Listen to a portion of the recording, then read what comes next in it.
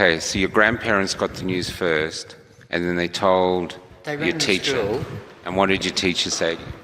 You were 14. Sister Reginald said to me, please, Ian, if you never do anything, obey again in your life, please ride your bike straight home. There was some news at home. So I rode the bike home. And Nana said... Who was there? Was the police there or anything when you got home? No, just Nana and Grandpa. No, I just remember Nana and one of Mum's sisters, Molly, in the kitchen. And Nana had put a hand over the phone when I walked in the door and said to whoever she was talking to, Joan's son has just come in. And she said to me, your mother's been shot. We talk about imagination, shot, injured. This is what my 13-year-old mind's saying. I can remember my imagination time. It's still there today. The centre paddock, the ambulance, someone running across the paddock, haystack in the background, whatever. And Nana must have noticed that I had no reaction. This is what my look thought, oh, she's been shot. And then she said she's dead, and she said to Molly, grab him, he's going to faint. Yeah, that was reality. Yeah.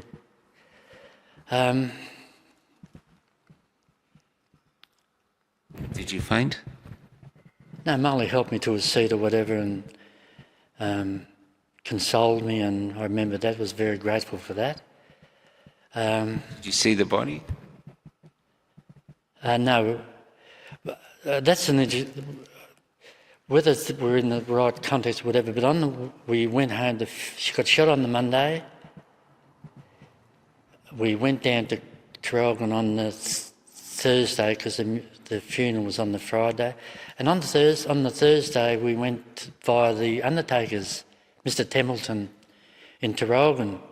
So there's my grandparents in the front seat and I was in the back with two of Mum's sisters, Ellen and Molly. So we stopped at Mr Templeton's. That was an Irish custom, I think, viewing the body. And Mr Templeton, to his credit, when they said we'd like to view the body, he said to them, I can't remember the exact words. The only words I remember Mr Templeton saying was, when Ellen got out of the car and said, I'm a nurse, trained nurse, I've done triage, whatever. And Mr Templeton said, well, I'd ask you to just remember her as she was, because she would have been a mess 4 days after being shot. We can imagine what the body reaction, whatever. And so we hopped in the car and left. We didn't, thank goodness. Mr Templeton gave the exact right advice. Remember her as she was. So what's your last memory of her, previous to the shooting? I was saying goodbye in the dairy. One time I come home, must have been school holidays, and I kissed her in the dairy because I got a ride in the Traralgon with the milk lorry. And yeah, that was my last memory of Mum. You kissed her? Yeah.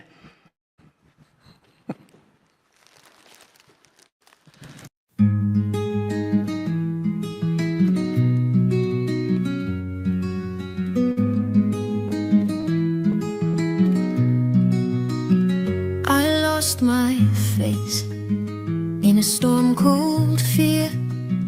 They bought my voice, then took my tears.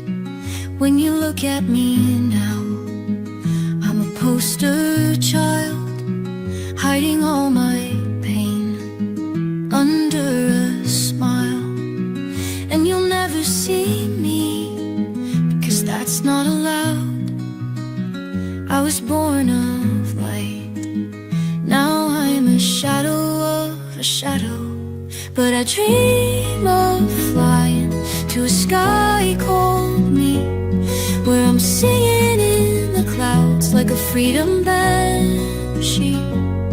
And they're trying to calm me down to the safety of their cage, yet all they have is money, and I've already soar high into myself. The moon So this gentleman is driven from Traralgon. How far is that away? Glengarry, just out of Traralgon. How far is that? It's 4 hours, 200 miles.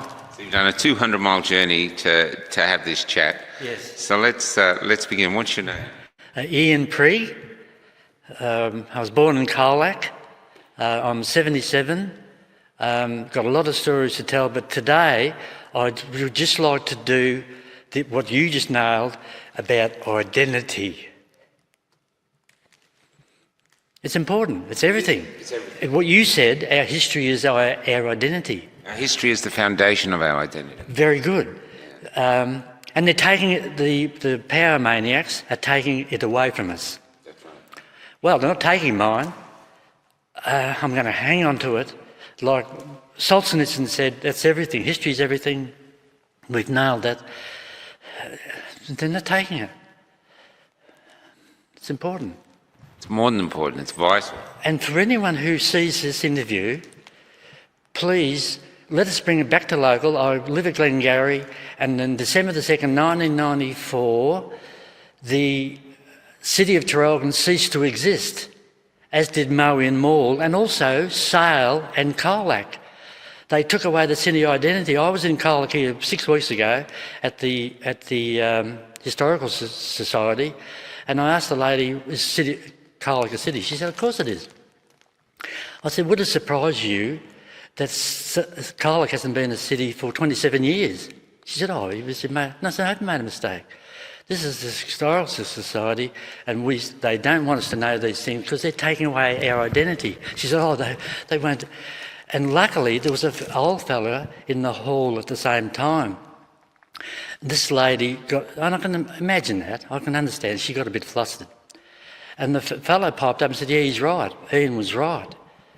I said, yeah, you don't know because they don't want us to know. So how have they done that? They did it by bureaucratic means, by party means. As Bill Shorten said the other day, he was interviewed and he said, oh yeah, the party's above everything. And I thought, you poor sap, Bill, you're retiring with a pension of $1 million and whatever else you got, and you lost your identity, you lost the identity of the people you're allegedly representing. You love the party. That's what the commies do. That's what Solzhenitsyn was telling us repeatedly, but it took him 6 years in the prison camp and we still don't get it. Michael gets it and Ian gets part of it, and we're trying to tell these poor saps out there, the autocrats, the bureaucrats, the highly paid mayors and councillors now, but prior to that, as the Solzhenitsyn said, without properly constituted local self-government, there can be no stable or prosperous society, and the very concept of civic freedom loses all meaning. That's why Michael and Ian are in this hall today doing this little bit of putting this little bit of info out. So goodbye, Bill Shorten, and all your ilk. You're there from day one, and Michael and Ian and similar people, good people, are saying, no, you don't own us, mate. We've got our soul.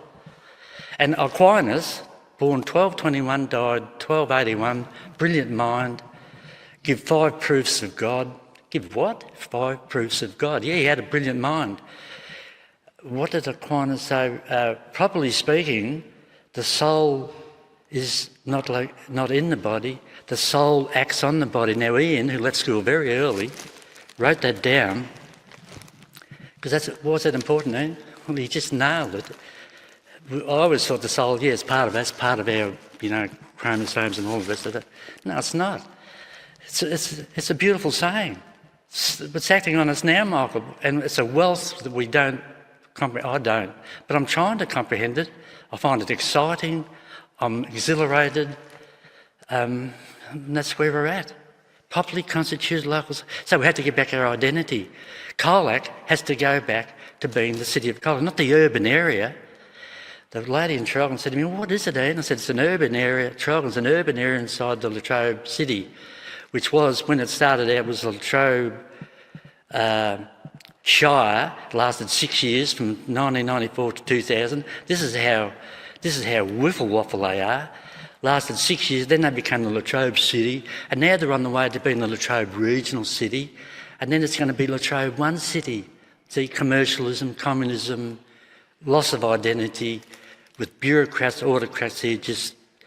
Why? Because they're getting paid money. They're doing it for money. But prior to the 1994, the mayor and the councillors were volunteers, that beautiful volunteer spirit. Doing it. Why? Because they loved their local areas. So you're saying prior to 1994, Colac would have been a standalone town? Colac was a city. It was a city? Yeah. As a small rural city? Yeah, with its own identity. Yeah. And its history came up from being a borough or a town or whatever, but in 1963 Colac became a city, as did Traralgon. They had a band, all the stuff that I used to poo-pah, but there was for a reason. They had because it was a ceremony. Yeah. It was recognition. Yeah. And the people, the pioneers, these wonderful people. So it's got its own historical stories, its own band, its own footy team.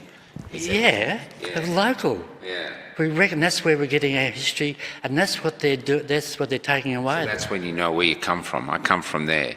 Yeah. It's exciting. Yeah. And of course the beautiful stories. I haven't got time to tell you. We have to do this another time, Michael. I told people out there today about the story of our mother. I'm the third of 10 children. Joan was killed early, shot by my father, by her husband, who got off on a manslaughter charge. He was a wrecked unit. This is your sister? Huh? Your sister? No, my mother. Your mother? Yeah. Your mother was shot dead? Yes. On August the 7th, 1961, she was 38. The same year, the same age as Irene Drummond. So your father did it, or your father... Carelessly killed her. What do you mean carelessly? Oh, she was walking, he was shooting chooks, because the chooks were getting out of the chook pen, whatever, and he's running around with a shotgun, and she walked around the corner and he shot her. We won't go into the full... He got up on a charge of manslaughter, got off on a charge of manslaughter, and then 15 months later... How old were you? 13. How, out of 13, how do you cope with the fact that your father just shot your mother, even if he thought she was a chook? How do you... I'm coping with it now, talking to you. Yeah. I mean, my God, how do you... But Michael, there's a beautiful story. I told them out there before. I didn't tell them the whole story. Because it's centred... We're meant to meet here today, centred around... Because Mum was born in Colac. And the guts of the story is she got shot on the 7th of August 1961, 38 years old. And went home to the funeral, and about a week later, maybe 2 weeks later, but in a very short time after the funeral, I went back to school, and the Sister Reginald came in and said, Ian, would you ride your bike straight home? There's been this time some good news. So I rode the bike home, and my grandfather came up from the dairy, walked into... This is before I got there. This was happening while I was sitting at school about 9, 10 o'clock.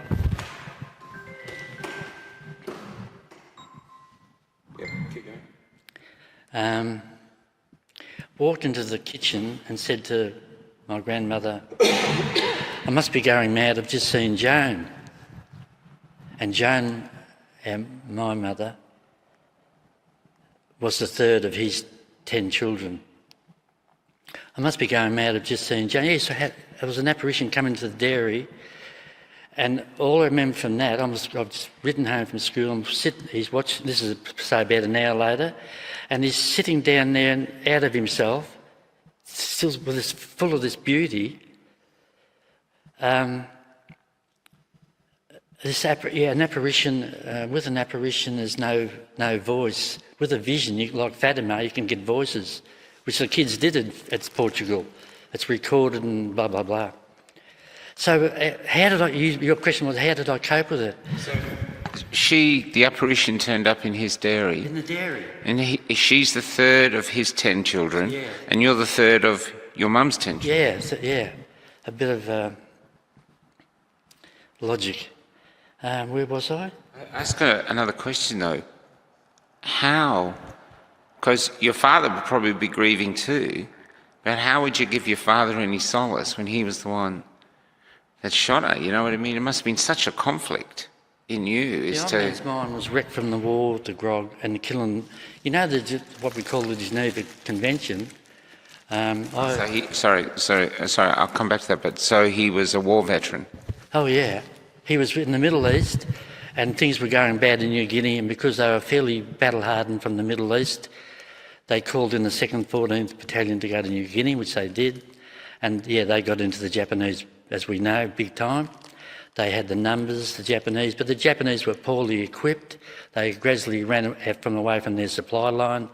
They ate each other, cannibalism, whatever. Your father saw all this. Saw all this, and they didn't take, I don't think some units didn't take prisoners, they shot them. And so when he came back here, he came back to a normal world, seeing all these horrors, and so he was drinking? Yeah, then the grog and the war experience, whatever. So when Mum was dead, quickly that had morphed into what's in another body, blah, blah, blah.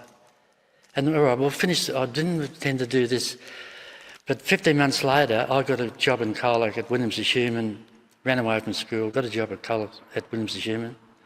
And the copper came in and said, and took me out to the back room and said, "Your father's dead, he blew himself up." I was fit by this with gelignite. And I was 15, so I was sort of case hardened by then. So when the copper, I think Mr. Keegan, the boss, said to me, "Oh, would you like to?" I said, "No, I'm all right. Did he leave a note or anything? No, I don't think so, because we were sort of cut off. You know, the elders were looking after the children. You know,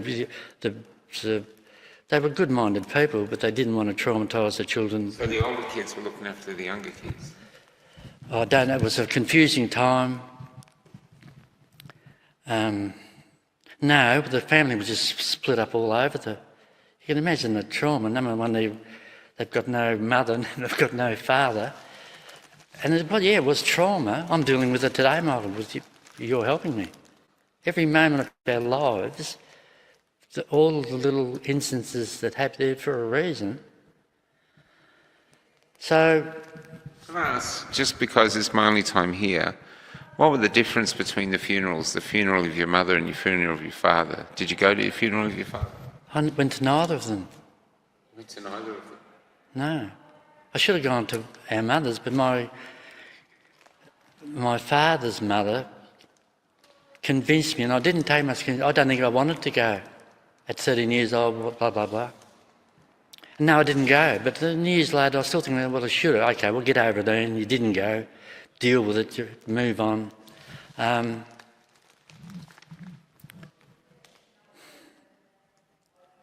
Where are we at, Michael? Your funeral of your father? Oh, I didn't go to I don't even know where he's buried. I think he's buried with my mother. Because it's suicide, the church believes, and I believe that's good teaching, that suicide's, when you do that, when you take your own life, that's a big decision. Yeah, you can't be buried on consecrated ground. Yeah, you nailed it. So, okay, does that pray on me every day? Not really, because I'd say my prayers, and prayers is part of therapy. So is crying is part of therapy, and that's how I'm dealing with it. So that's good. I think it's good. But they were all victims, weren't they? Your father was a victim of a war. He probably didn't end up to be in New Guinea seeing these horrific things, comes back broken, and then the tragedy continues. Yeah, the tragedy continues. Now, that's a very good word, Miles. You just brought up victim.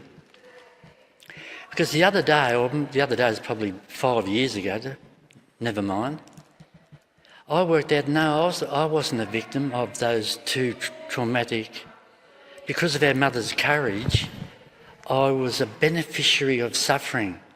I actually think I formulated that over years and years of reading and writing. I'm pleased with it. I'm not very original, but I reckon that's right. If we look at it in a good way, we are the beneficiaries of suffering. We all are.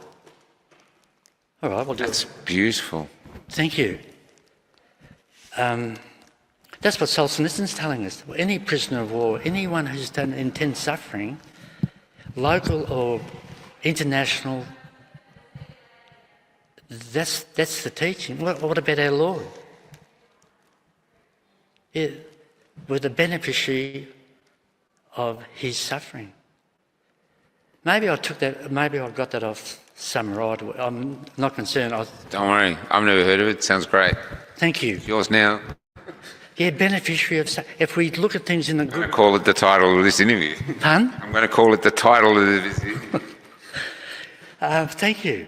Yeah, because you're listening. A lot of people don't listen. I've worked it out without 34 years without a telly. I'd go to work and my mates, good Australian blokes, would say, don't ask that stupid old buck, he hasn't even got a TV. But because I copped it sweet, that was just normal Australian banter, good human banter. But some of those blokes were taking it in. We're teaching each other.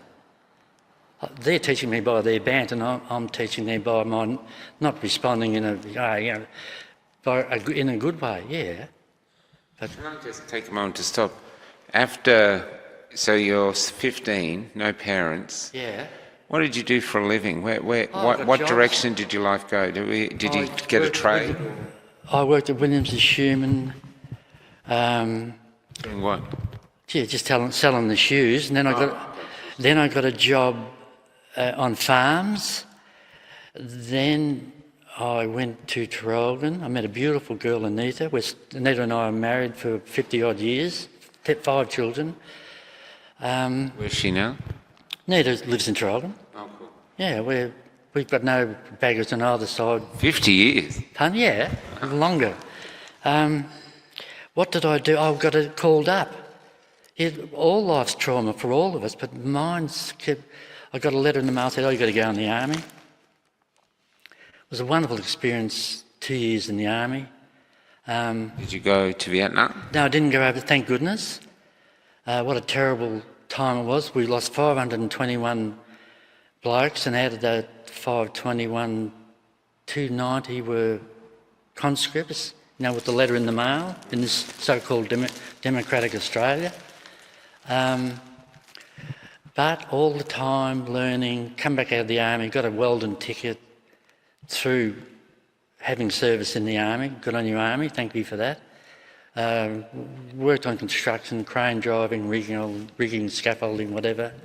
But all the time learning. Still today. It's been wonderful. I'm glad you came up here. I'm glad I met Liz in that garage in Traralgon. And then her picking out that, people are not listening, they may be missing out on good writers. Solzhenitsyn, the 6 years in the prison camp, the beautiful things he said. And if anyone is watching this interview today, please read Solzhenitsyn. Please read G.K. Chesterton. Chesterton said, born 1874, died 1936, wonderful mind, great sense of humour. He was the bloke that I saw on a scrap of paper somewhere 40 years ago. He said, the women stood up and said, we won't be dictated to, and then they went out and took dictation. So there's a little lesson in one line. He was also the bloke that said, the democracy has 100 exuberant good qualities and only one outstanding sin, it's not democratic. So that saved, 27 years of study in universities and seminars and all the rest of it. How do you see, in your years now, of what's happening to your country? We're losing our identity. We're losing it locally, first of all, and from that becomes the collapse. So we're in a great state of collapse. But I see the glimmer of light with Tolkien. Tolkien, born 1892, died 1973, and told us in Lord of the Rings about the New World Order. And if people want to fast forward, Lord of the Rings is a huge read, over 500,000 words. But go to chapter 6, the 6 books. In book 6, the Scouring of the Shire, he's telling us when Frodo and Sam and Merry go back to the Shire, they get rid of all the bureaucrats and the autocrats and It's worth reading. Orcs, he called them. Huh? Orcs, he called them. Yeah, got rid of the orcs. With the common people, Frodo and Sam, and the most beautiful. A feminist said to me once, "Oh, the Lord of the Rings, there's hardly any women in it." And I said, "Yes, you're right, but the woman in it, Galadriel, there's a beautiful sentence in it where she says to Frodo, I think it's at the Council of Elrond, she says, Frodo, if I did not think you had the courage and wisdom for this venture, I would not have brought you here. Full stop. Do as you will." So she's saying to him, that's the most powerful lines in the 500,000 words. And the authority is coming from the woman, from Galadriel. So to the poor feminist, be happy you've got the most, what you think is hardly any mention of the femininity or whatever. Well, there it is. I would not have brought you here, Frodo. And of course, Frodo had to get rid of the power, as we had to get rid of the bureaucrats and the autocrats and the party people, which we are doing today, as you are doing in your interviews. You're quietly asking good people, intelligent people, how do we do it? Well, we come back, number one, recognise our identity, and comprehend the beauty of our soul. What a free gift. I think we've nailed it, haven't we? That's so beautiful, man. Pardon? That is so beautiful what you just said. Our soul, a free gift. Yeah, free gift. I was talking to people out there in the park a minute ago, and I said, look, I've got a beautiful Dow Reams Bible, which I've hardly ever read. But isn't there a part in the Old Testament where God says to the devil, what are you doing? And the devil says, oh, going up and down, in and out. I think I've never double-checked it. So evil is, God's saying to us, well, evil's there, but you've got the choice. And again, going back to that thing that stumbled into my poor mind, that we've got this gift, and we're the beneficiaries of suffering as our Lord. So then we move on from the Old Testament to the New Testament, and what's our Lord trying to say to us? He's trying to say to us what those people in the prison camps said, that's where the richness is.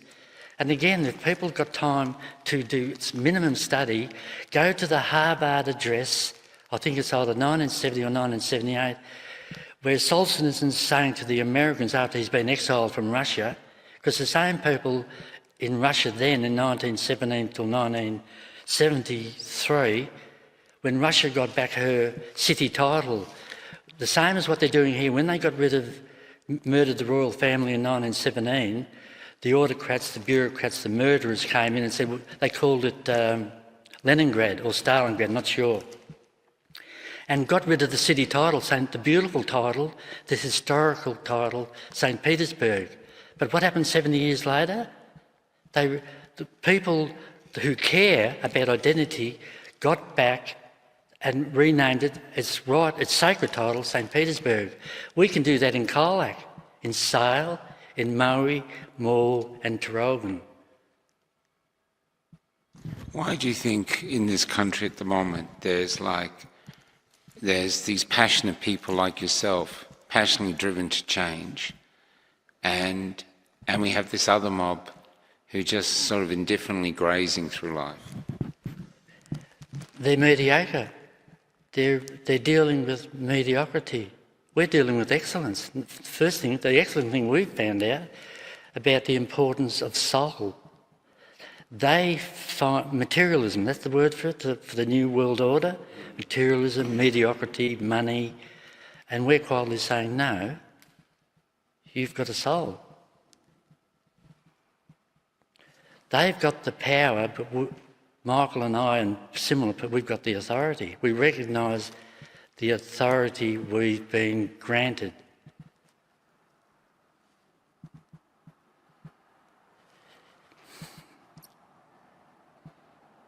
The soul comes with the responsibility as well. Say again? You think the soul comes with the responsibility as well? Yes. Thank you for that, because I often hear ad nauseum about our rights, and I'm thinking eventually, yeah, but we've got responsibilities.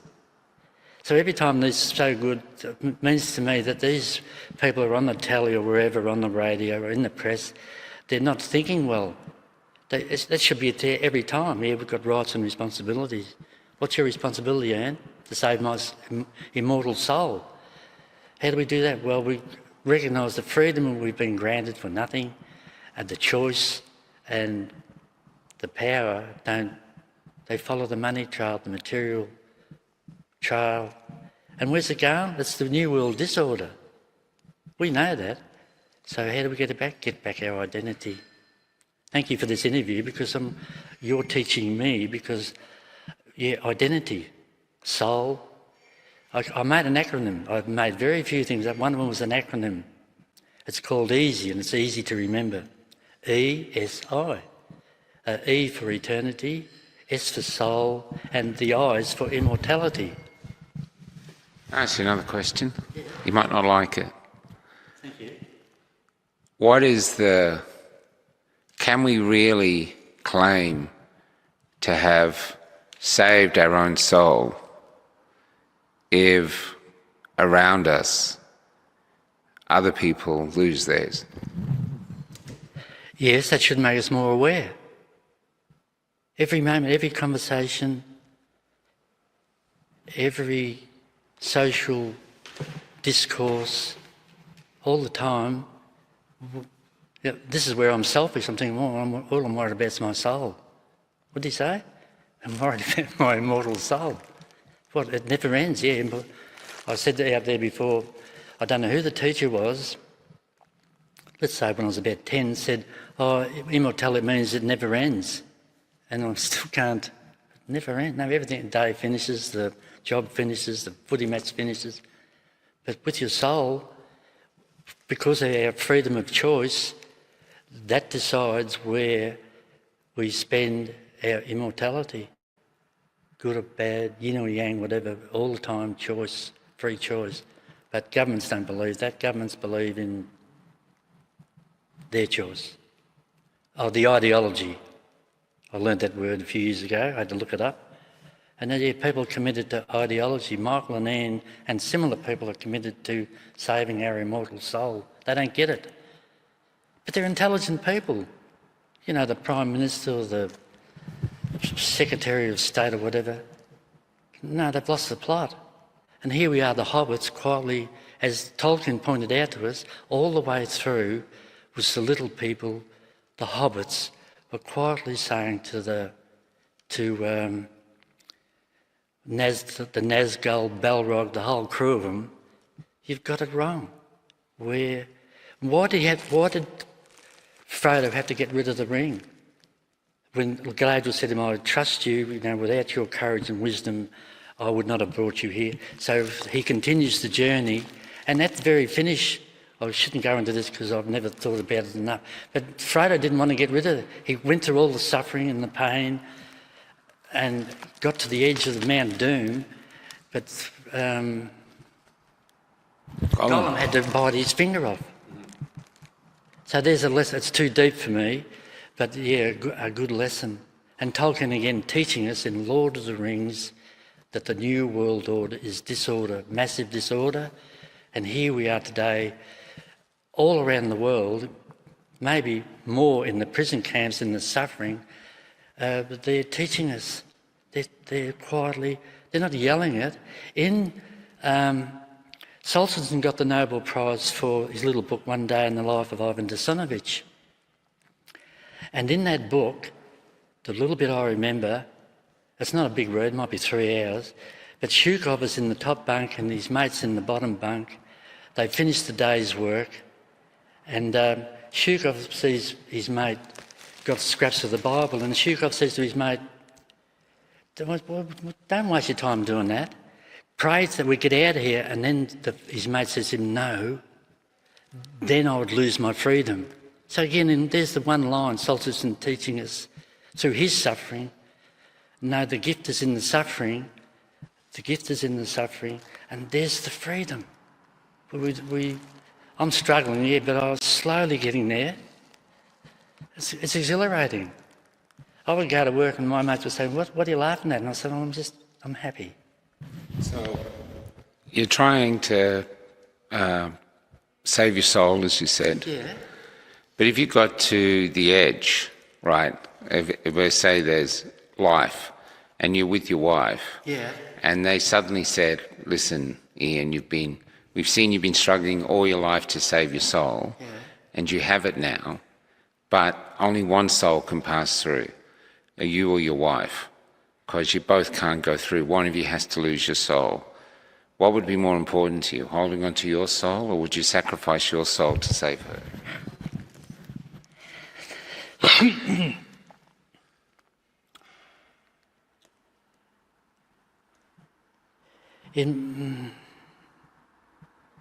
The noble thing is to sacrifice mine. Am I capable? At that moment, we don't know, do we? As again, Tolkien's teaching us a lesson. Frodo, when he got the crunch time, couldn't do it. So Gollum, evil helped him out. Evil bit him and the ring, and Gollum, he got his precious back and perished in the... So that's too complex, Michael, for me to follow. It's a beautiful question. Of course I hope to make the sacrifice. Out of love. What we call a care, concern, they've smashed the word to pieces. Care, concern,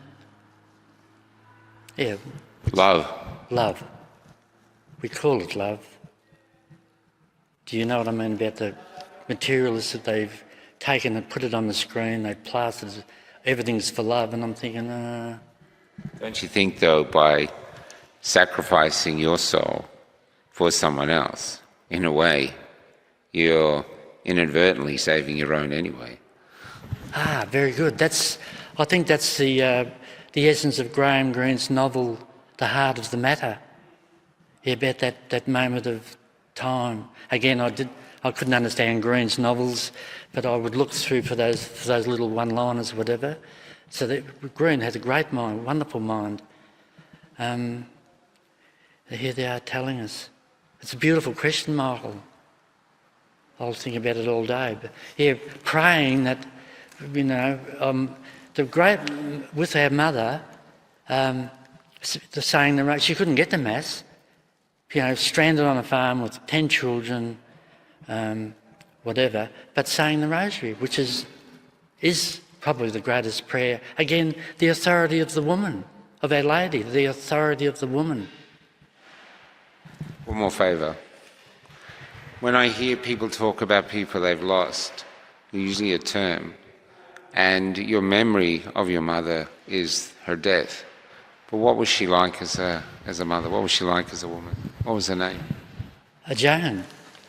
She sacrificed everything for her for her children. What's the warm memory you have of her previous to the... Just her silence in her suffering, bashings and all the rest of it. So you used to beat her up?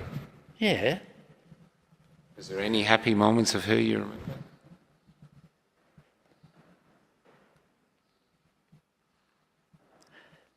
In contemplation years, 50 years later, the happiness is in her acceptance of her suffering. You never heard her sing in the kitchen or anything? No, I don't remember. You remember her smiling or anything? Vaguely. But her silence, it's still teaching me today. With suffering,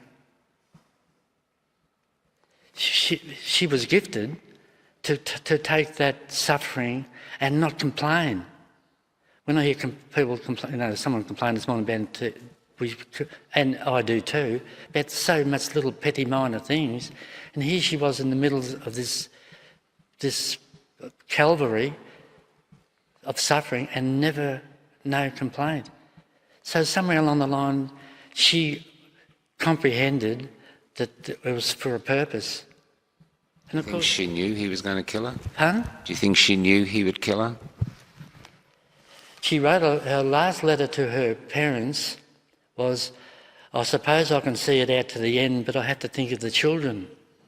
I suppose I can see it out to the end. Maybe she had an intuition that the suffering was going to come to an end. We'll never know. Believe the chicken story? Huh? Do you believe the chicken story? What's the chicken story? That he accidentally did it?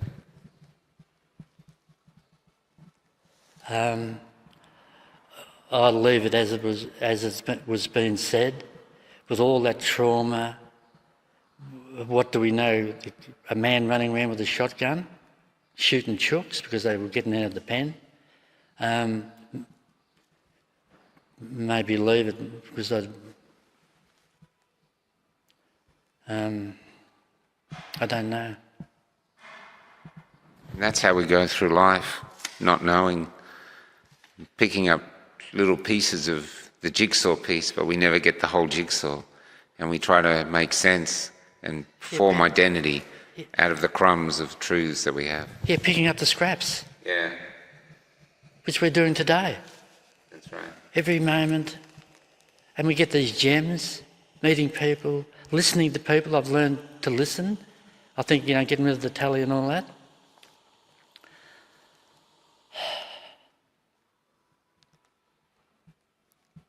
Let's talk again sometime. All right, thank you.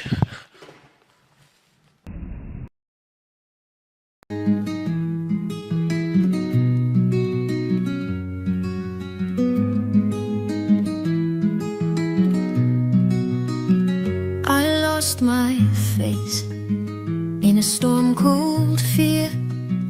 They bought my voice, then took my tears. When you look at me now, I'm a poster child, hiding all my pain under a smile. And you'll never see me, because that's not allowed. I was born of light, now I'm a shadow of a shadow. But I dream of flying to a sky called me, where I'm singing in the clouds like a freedom banshee. And they're trying to calm me down to the safety of their cage, yet all they have is money, and I've already paid. Soar high into myself. The moon plucked me from the dust on their shelf.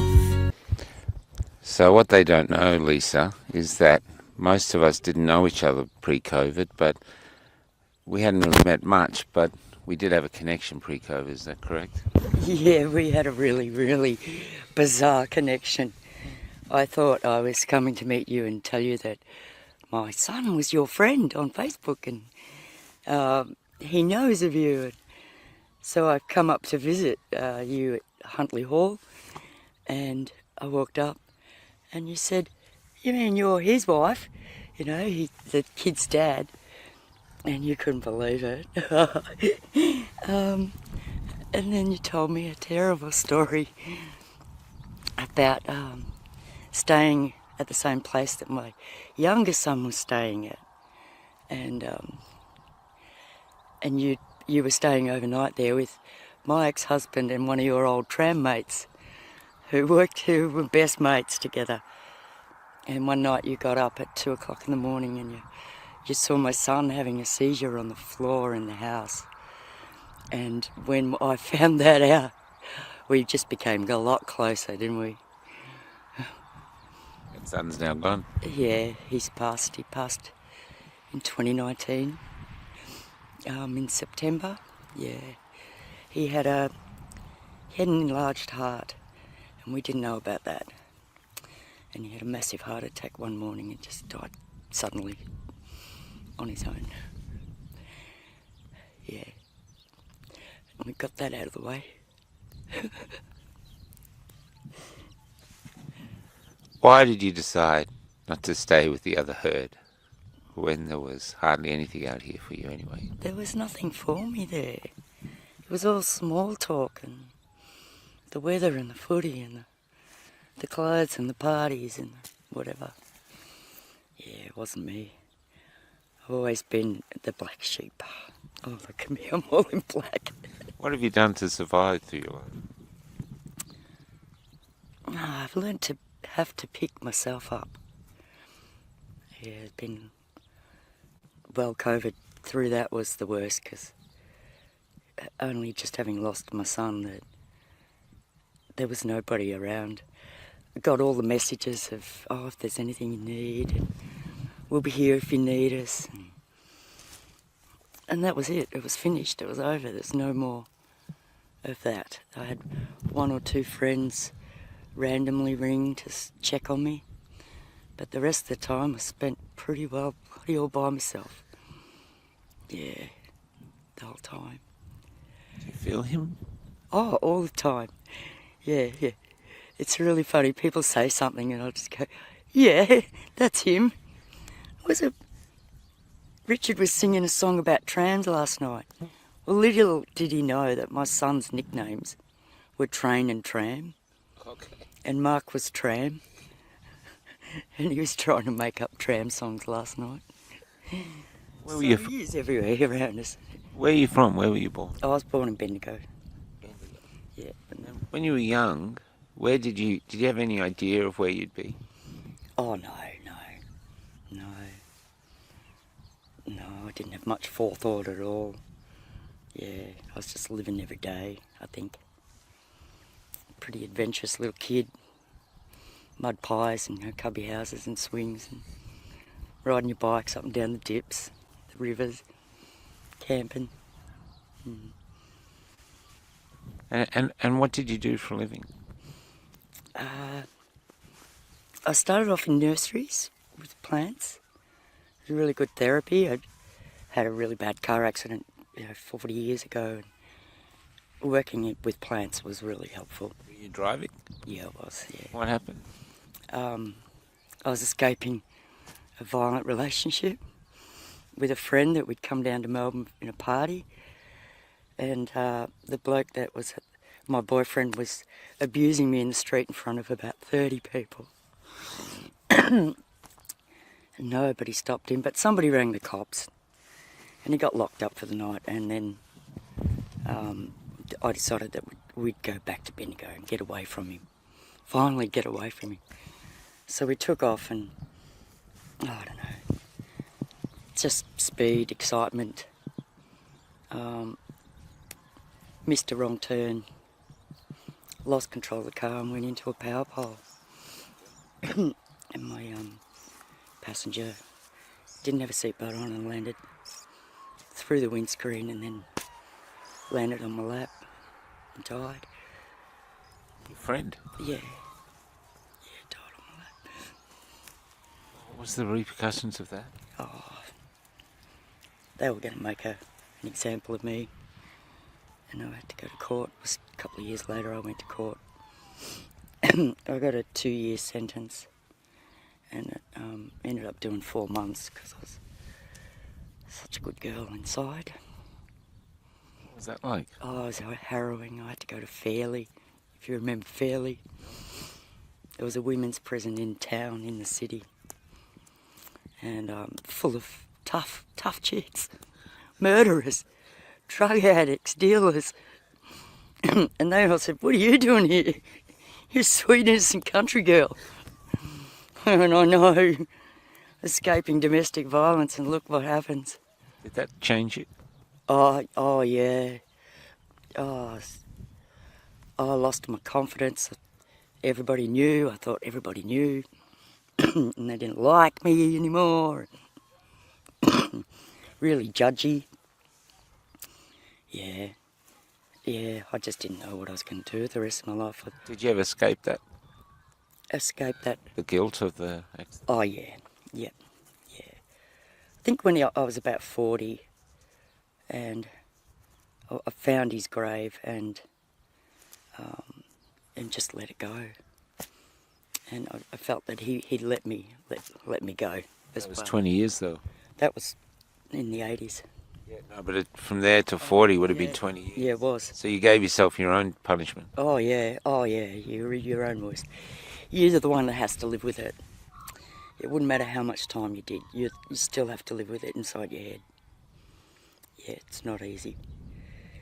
Yeah, but I find it easier to talk about now because I never wanted to talk about it. Yeah. I was so ashamed. Yeah, still am, but it's just easier to deal with these days. You're still a bit of a wild child though. Yeah, no. I've tamed down a lot. I keep my okay at the musters. Let it go. So how did you put your life back together after the accident, like work-wise and stuff? Did you stay in the same town or leave? I left, and that's when I met my husband, and he was going to look after me. It went much the same way as all the other ones. Why do you think that is? Why do you think the pattern? I think it might have been me being codependent, and also I just kept meeting the same men that didn't know how to control their emotions. And Were you attracted to those as well though? yeah, attracted to the bad boy. Yeah. Yeah, well, I've learnt not to now. That's the price. Yeah. Yeah. Yes, I sort of spent a lot of my time now just trying to figure out being a better person and to face those challenges. Have you had any relationships that went domestic, didn't end up in domestic violence? No. Really? Yeah. And how many relationships were talking? Oh, probably 8 over the whole time. 8 serious. Yeah. And they've all gone the same way. Yep. I think you could change that pattern. It has to, no offence, Oh, but there has to be you though. Is there some way you could be attracted to a man that maybe didn't have that edge? Yeah, I was attracted to one last year. It just seems all he wanted was just Tang? yeah, that stuff.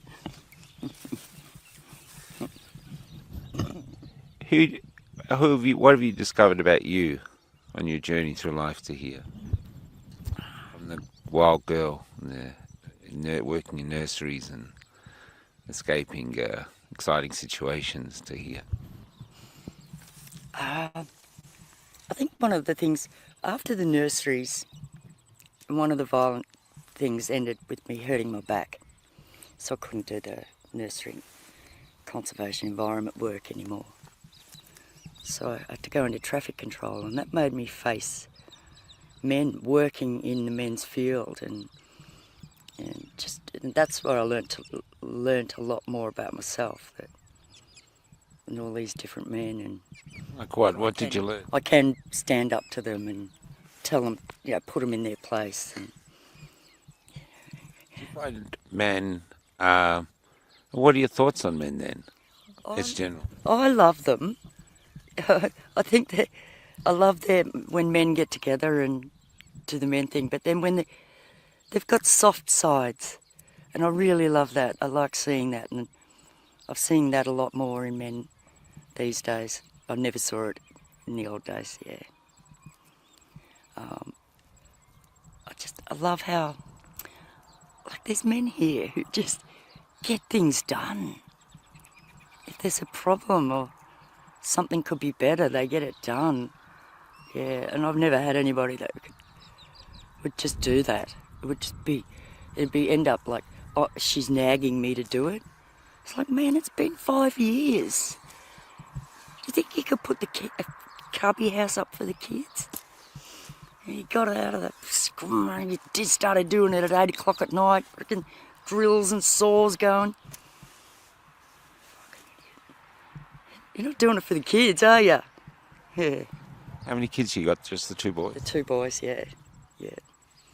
And so my eldest is a bit of a superstar these days, but a bit of a MMA more than that.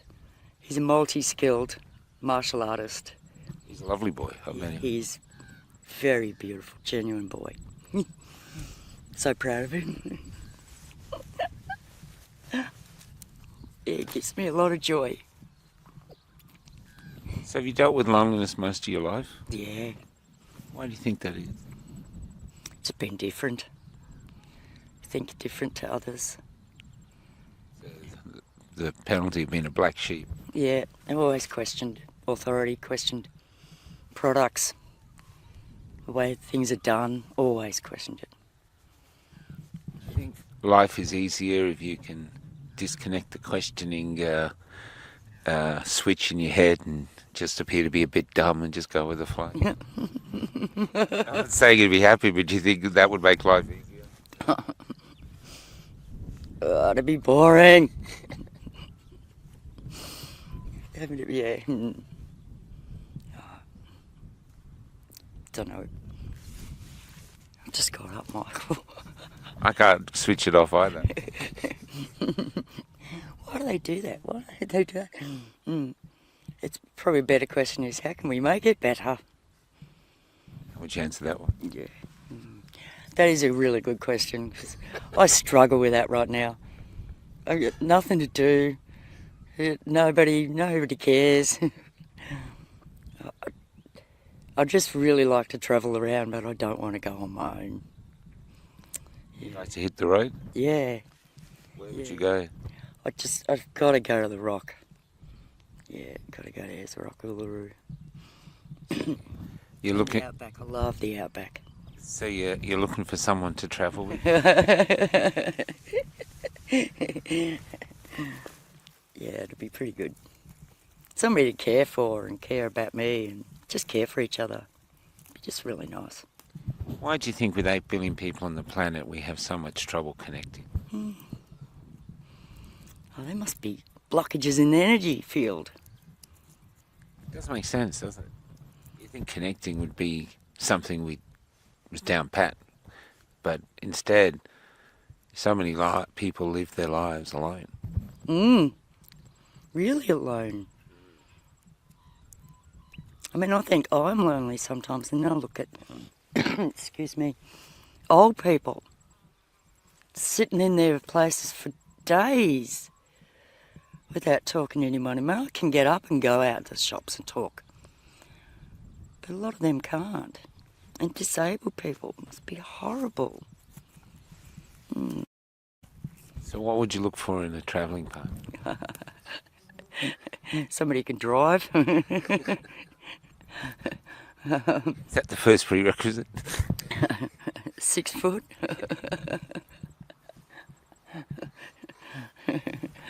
Very clever. It's really tricky one, isn't it? I've asked for what I wanted before, but maybe missed a couple of things. Why didn't you take the COVID vax? It's poison. When did you feel it was poison? I don't like the idea of being junkies, people being junkies. Yeah, but when did it happen? I'm just interested to why you didn't. About March, when I saw my neighbour washing all her produce when she'd been to the shops, taking all her clothes off, having new clothes just inside the door that she'd get into, and then washing all the bags and her shoes and her... It was just insane. Insane. Are you going to do that every time you go out?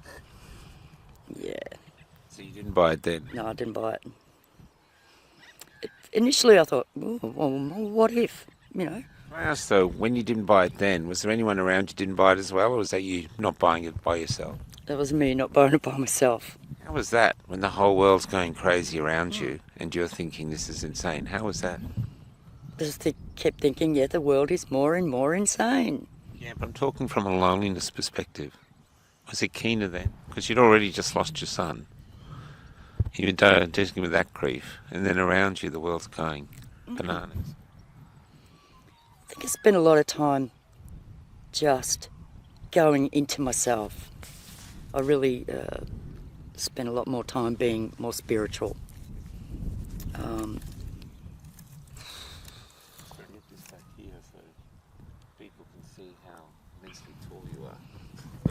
mentally.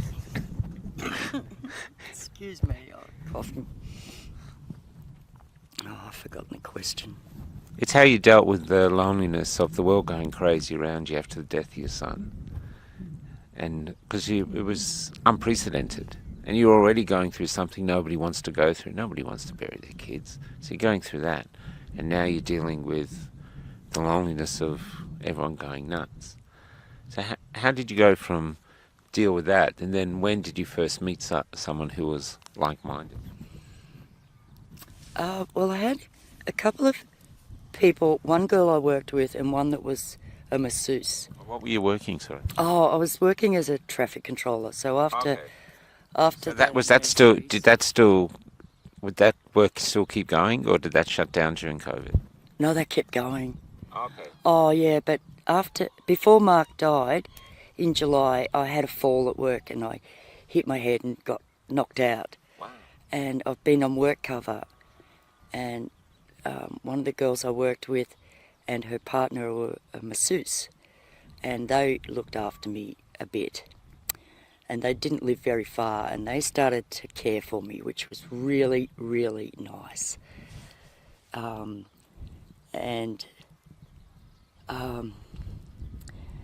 Then after a little while, I think they got sick of my grief and stuff, and they just said, oh no, we can't be friends anymore. And I just couldn't believe it. I just could not believe it. Why would you do that to somebody? It was a complete mix-up. They didn't come back and ask me what I thought, and they wouldn't talk to me, so I just had to throw it away. Oh God, it was hard. So I thought the only two people in the world that I got on with. So yeah, so I was a traffic controller. I did that for about 10 years. Yeah. And then got knocked over and So you were on work cover when the COVID Mark came? died, and when COVID came. Yeah. Yeah, I skipped that. So when you were when the COVID was happening, when you were alone there, who was the first person you met who was like-minded, you know, that wasn't getting jabbed with you? How long were you alone before you found someone who also was on our side? Well, there was a group on the internet that formed, a Central Victorian group, and once I was directed to that, that's when I started to meet people that, because I went to a stand in the park. What was that like, going to a stand in the park? That was the best thing I've ever done. Oh, really? Tell us about it. Because I was... I've met Brady Gunn. He's an extraordinary man. Well, what was it like first going there? Well, because the girls had rejected me as a friend, and I spent another few months trying to get my head around that. And then this... All alone? Yeah. And then this stand in the park thing, I thought, that's a good idea, I'll go to that. Took a lot of guts because I'm not good with strangers. Not good at all, and I get very nervous, so it was quite a big challenge to go to this stand in the park with nobody knew anybody. But they were so welcoming. Oh, it was just beautiful. Come, do you want something to eat? You want a cup of coffee? Oh, tell us your story, you know. It was just fabulous. Every week there was somebody new. And it was a bit nerve-wracking. So they saved you? Oh, for sure. So stand in the park did. So in all the darkness, all the fear, you were saved by other human beings? Yeah. I remember going to the stand in the park. There was hundreds of people there. There was some function, reignite democracy thing. And I just broke down. One lady's just arms around me. What's wrong? Oh, of course, you know what's wrong in COVID. What's not right. Yeah, so it was just really, really beautiful to have people around who knew what you were talking about and, yeah, agreed with you. Because I've always had my back up against... Nobody's ever listened to me. I said lavender was good, you know, to relax you 40 years ago. My parents bought a lavender plant in 2010 and he said, oh, Better Homes and Gardens said it's relaxing. It took 30 fucking years. wishy-washy hippie that swears a lot. When you went to the stand in the park and meeting with people, and now you've progressed to here, but and coming to the gatherings, but you said the loneliness is coming back now. Yeah. Because I'm not working, and I'm on a pension, and poverty, and How are you surviving the cost of living? I got a little payout from my work cover, and I bought a van, and so it's really, that's what I'm spending to have an enjoyable life. Yeah. Because I have been on the dole, a long time ago, and it was such a struggle, and it's such a struggle even more now because you've got extra costs, internet and regos, insurances and shit like that. So to go away with, I use my compo money. It's for my health and well-being. So you're going to, but is it? Are you getting enough income in to cover your costs? No. I'm watching it go away. Oh, yeah. I finally had to dig into one of the second last pots the other day. I thought, yeah, something's got to give here. That's wearing down on you too. Yeah, I've got to And are find you renting or you got a mortgage? I'm renting. And so have you lost the rent? You'd be living in the van? Yeah. Is that what you're feeling that's coming? No, not feeling that. Don't want to. No. No. But you... I'm prepared for it, but I'm not going I'm not to. saying you're not looking forward I'm not to gonna it. think that bad, negative about it. Okay.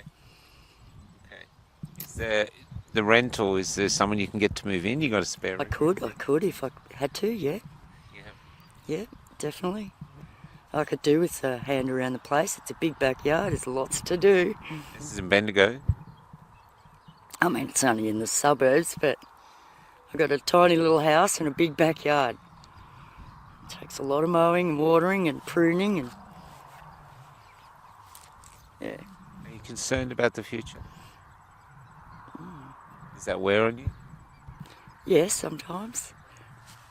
And I think that's where all my angst has always come from, is worrying about the future, and I have to relax and just let it happen. Yeah, not stress about it, because the more you worry about it, the more likely that's going to happen. The stuff that you worry about. So yeah, turning my thoughts around, learning to be more positive and manifest and think good stuff. When you went through the COVID thing with loss of your son, how big was your family and friend group list then? Were you alone then, or did you have groups then? We had a girls' group that we met for breakfast once every month. Did you lose them because you wouldn't get vaccinated? Yeah. They all. There was birthday parties and that throughout, and they all got their tick and went to the dinners and that. And I just thought, I've been alone before. I know how to do this. So you've been prepared. Yeah, I was mentally capable of coping. Plus, I enjoyed the time just to have. Nobody's going to be popping around and intruding or anything. I actually enjoyed it. It's a mix. Sometimes you enjoy being alone, and sometimes it gets too much for you. So it's nuanced. It's not always the same. No, some days I just think, God, I just wish I had something better to do.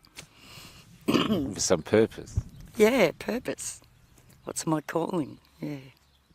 What would you like to do? I'd love to just travel. Not do anything while you're travelling? It'd be fun to help out in outback kitchens and things like that. Yeah, because I did start a commercial cookery course, and I thought that was a lot of fun. But I met a woman in a very remote cattle station in where was it? Marble Bar. oh wow, And that's the place on earth. That's right. And the station was like as big as Singapore, and her job when she turned up, she was the cook, her job was to drive a four-wheel drive buggy all around the fence line to check for brakes by herself. And she come from Melbourne. And she didn't want to get vaccinated, but she needed to get away from some domestic abuse situation. And she reached the border and they wouldn't let her through, so she got vaccinated to get across, just so she could start a new life. But she told me that there was something wrong. She knew it. So the vaccine. So she'd escaped a new life, and the life was almost there. She could almost reach it. And then she had to get vaccinated. And the station owner said, well, I'm vaccinated. You didn't have to do that. But that's what she did. So that's where I left her. She didn't want to be recorded, but travelling this reached her new life. But the old life wouldn't let her go. Stories we lead. Yeah. Yeah, you would have heard some magic ones. What I'm saying is there's jobs out there on those stations. Yeah. Roadhouses on the side of the road, all Northern Territory. There's actually lots of work out there. Yeah. You know, I imagine. and you can camp in the caravan parks in town or next to it. So there is an adventure out there if you've got the, I won't say balls, if you've got the guts to go after it. Mm. Yeah. It's tough. Yeah. If you met someone now who was just like, say, heaven forbid, say you went to the other side and someone was coming to this world, what would you say, no, not negative, as a reason to come? Everything you've been through, the loss of your son, the loneliness, domestic abuse situations. I know you must have had a mix of other good things as well. But what would you say is a reason to be alive on this planet? What would some of the things you've learned that are worth the journey?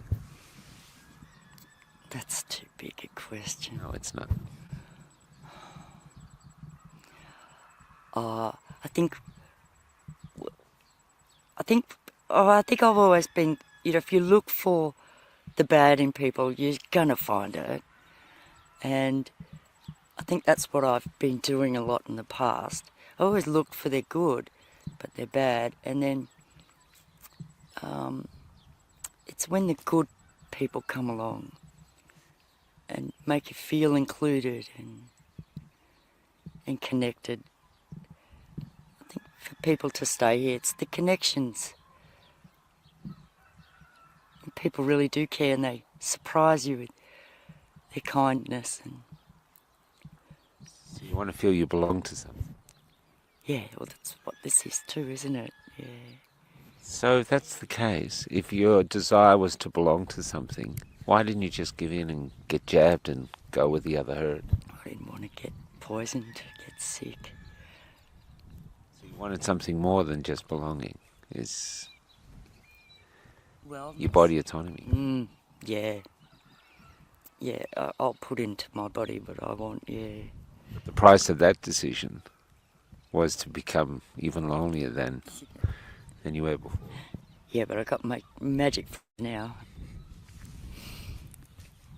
Interesting life, isn't it? Oh, it's incredible. So you didn't answer the question. No, you're right. Why? What is the good reasons to be alive and be here? Oh, for joy. When those little babies turn up and you just goo goo gaga, joy.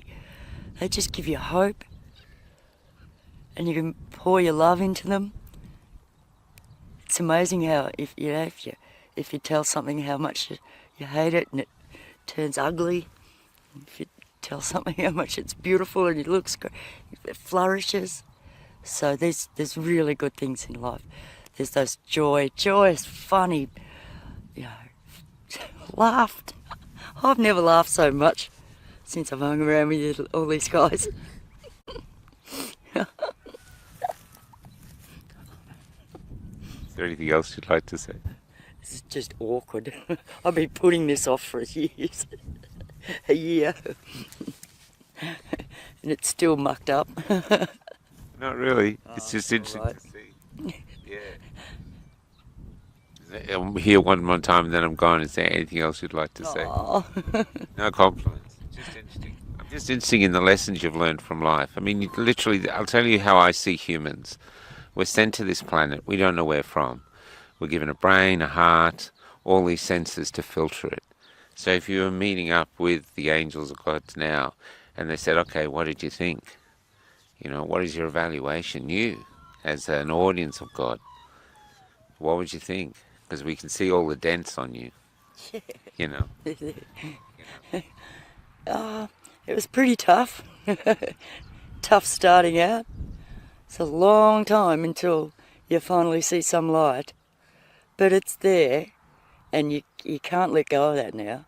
Once you know that life gets better, or can be better, or with your thoughts, that's when it's no reason to leave after that. Now that's a beautiful way to finish this story.